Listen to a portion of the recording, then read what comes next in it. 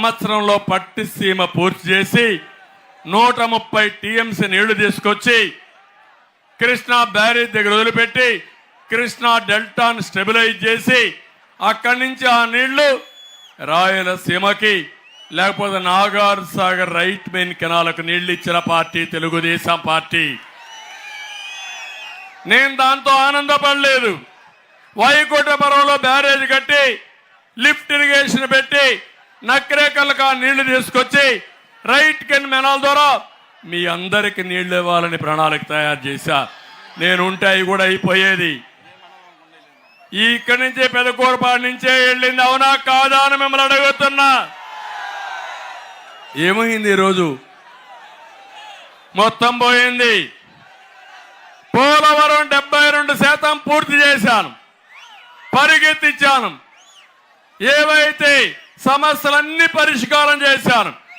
ఆ పోలవరం పూర్తి చేసి నదులను అనుసంధానం చేసి ప్రతి ఒక్క ఎకరాకు నీళ్లు ఇవ్వాలని కలగన్నాను. అది పోగొట్టాడు. గోదావరిలో డయాఫామ్ వాల్ని సర్వనాశనం చేశాడు. కాఫర్ డ్యాములు పోయినాయి, గైక్ బండి పోయింది. ఇప్పుడు ఎప్పుడవుతుందో చెప్పలేని పరిస్థితి. పక్క నియోజకవర్గంలో ఉన్నాడు ఆంబోతు రాంబాబు.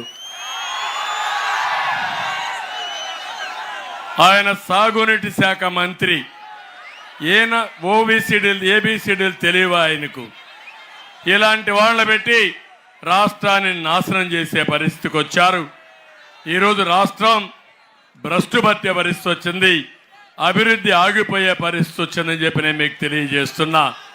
నేను అందుకనే మళ్ళీ హామీ ఇస్తున్నా, రైతుని బాగు చేస్తాను.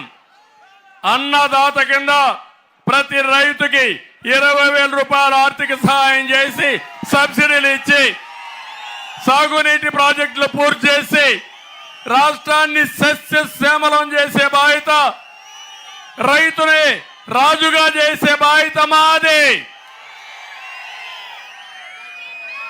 యువత, తమ్ముళ్ళు, పిల్లలు మీరు మేలుకోవాలి. మీరందరికంటే యువకుడిని నేను. మీ ఆలోచనల కంటే 20 ఏళ్ల ముందుంటాయన్న ఆలోచనలు.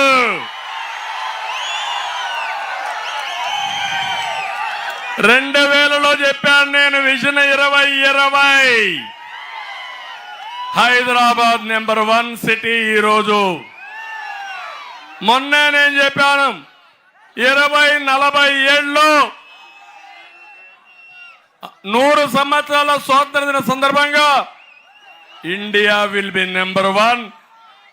భారతీయులు ప్రపంచంలో నెంబర్ 1. తెలుగు గడ్డ మీద పుట్టిన తెలుగు వాళ్ళు ప్రపంచంలో అగ్రస్థానంలో ఉంటారనేది నా అభిమతం. జీరో పావర్టీ, పేదరికం లేని దేశం, దాన్ని మొదట సాధించే రాష్ట్రం ఆంధ్రప్రదేశ్ ఉంటుందని మరొకసారి మీ అందరికీ హామీ ఇస్తున్నా.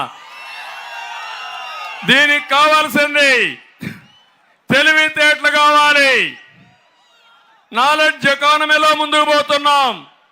ఒకప్పుడు మన తాత ముత్తాతలు నాన్నలు మీరు ఒకసారి చూస్తే మడక కట్టుకొని సేద్యం చేసి శారీరక కష్టపడే పరిస్థితి నుంచి ఇప్పుడు తెలివైన మైండ్తో పనిచేసే పరిస్థితికి వచ్చాం.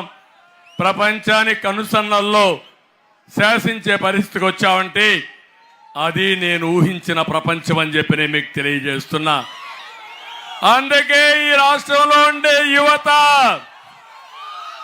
మీకు ఒకటే హామీ ఇస్తున్నా, జాబు రావాలంటే మళ్ళీ అడుగుతున్నా.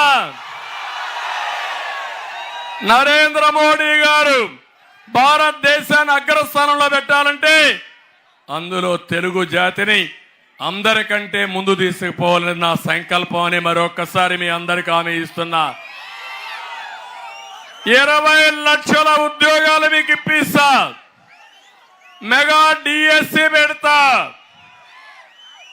జాబ్ క్యాలెండర్ ఇస్తా.